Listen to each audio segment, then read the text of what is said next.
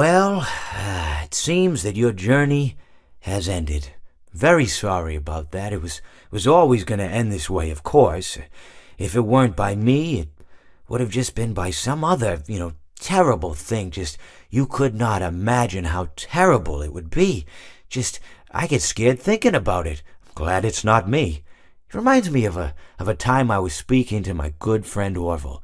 We were sitting on a park bench watching the pigeons. I was on the left, he was on the... Oh, wait, was I on the right or left?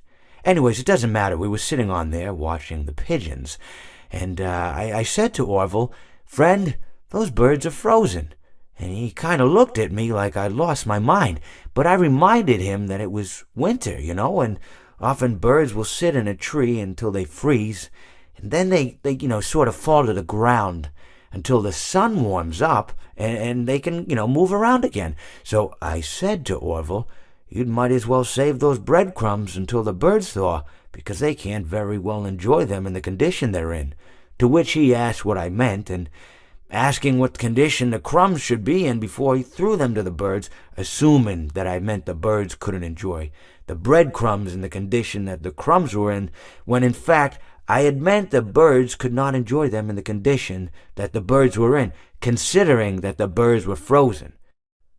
So he took a moment and then threw his last handful onto the ground. I said to him, "Orville, why did you throw the breadcrumbs to the birds when I just told you they're frozen?"